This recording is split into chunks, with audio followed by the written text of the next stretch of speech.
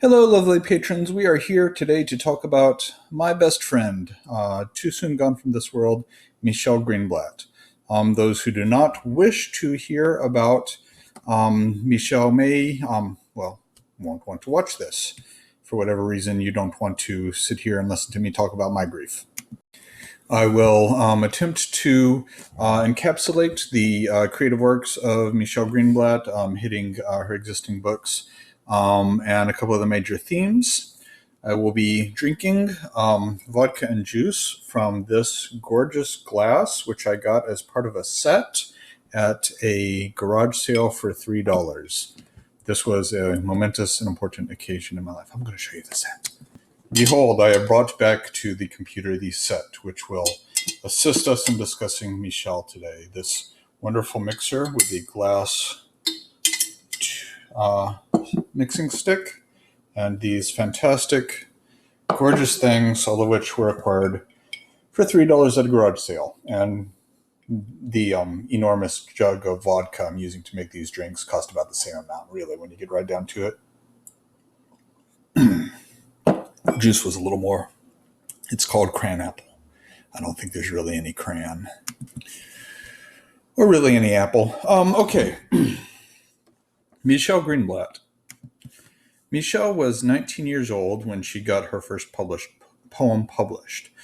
She was enthusiastic and gregarious as a young woman. In all of her small press dealings, she was delighted to be working on poetry. She was delighted to be working on poets. She said so effusively and with enthusiasm. She worked with a variety, and she loved collaboration. She would she wanted to make poems with anyone who was serious about their craft, and would tell them so with great enthusiasm and shower them with blessings, sincerely telling them how happy she was to be working with them, how glad she was to be part of the literary tradition, the small press poetry tradition, as it exists today. Michelle was brought up with the web in a way that I wasn't. So although she cared about print and the prestige, there was never a time when the web wasn't a part of the literary world. For me, I grew up without the idea of a web magazine. When I started my web magazine, the web was considered second class for literature. Anybody who tells you who it still is crazy. I mean, yeah, the web is where most of the poetry is read. And at the time, I would say, if you want to be read, publish on the web, and if you want to try to win back your father's love, go ahead and get yourself a book. I'm sure he'll care. To be clear, this was my general joke, not something I said to Michelle. Or I did, but it wasn't about her. For Michelle, web work was always a part of what she did. And I worked with her. She was, I think she was 21. I think she had just turned 21 when I first started working with her. I think she was about to turn 21. I was webmastering for a very cool site called Big Bridge, and she sent some work there and had some work published there. And she also sent some work to Unlikely Stories. And it was, really great to publish these in both places. And this was 2005. I think her first poem was published in 2003. In 2006, at the time, rather, in 2005, in April 2005, over the period of a couple of months, spring of 2005, she was working on this. This is Brainstorm, the first edition. It is my badly battered copy, and it was sent to me by Jim Leftwich, to whom I am eternally grateful. Brainstorm was written in 2 months in 2005, and it tells the story of her teenage love, not necessarily factually. I need to make that clear. The Brainstorm here is heroin-soaked. It's dysfunctional. It's violent, and I don't mean to suggest that it's nonfiction because, you can go guess.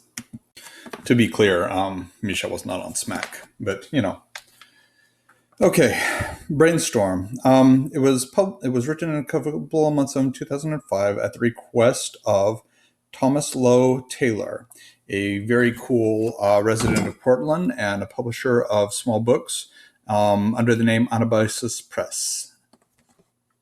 It was published in 2006. I was living in El Paso at the time. I am told that two different copies went to me and neither arrived.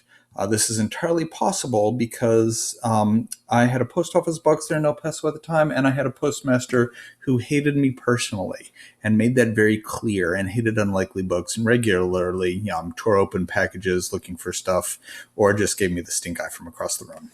I have no idea.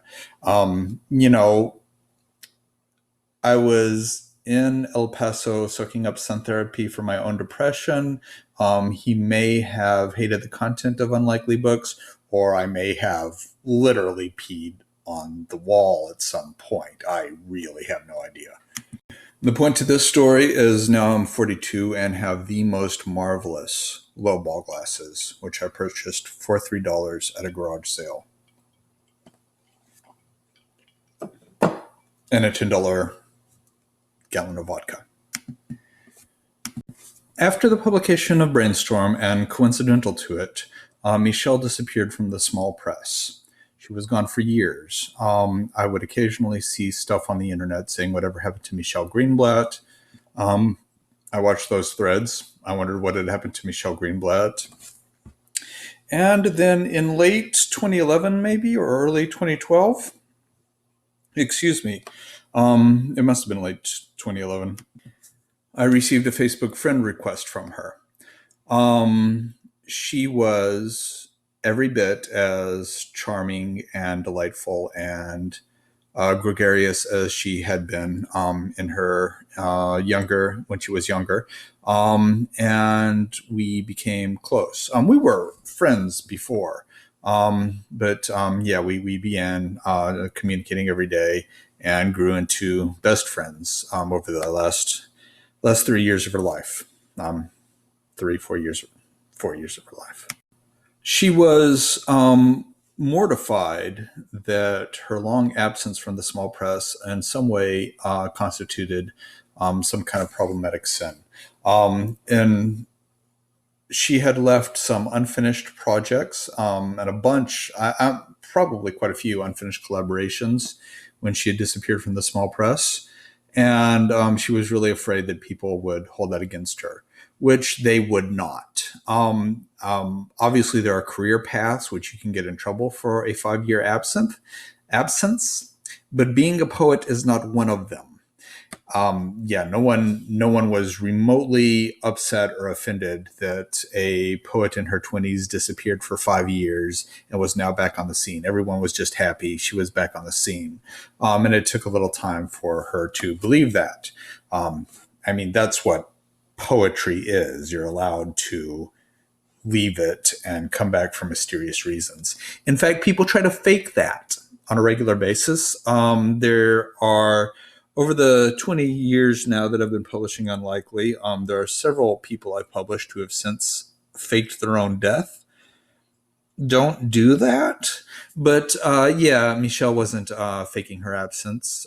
She left. She was doing other things, and she was mortified that we wouldn't accept her back. Obviously, there's no board that determines whether or not you get accepted. But vaguely, leaving for several years in your 20s is cool. Faking your own death is not. So when she came back, she contacted a few of the people she was collaborating with. And as a result, 2 ebooks were released. One was Jump Beast with Jukka-Pekka Kervenian. This is a wonderful book. You can download it free on the internet. Fantastic work. Highly recommended. Go find Jump Beast by Jukka-Pekka Kervenian and Michelle Greenblatt. And the other was Dark Hope by by Vernon Fraser and Michelle Greenblatt. Blatt. And we'll be talking more about that in the next video.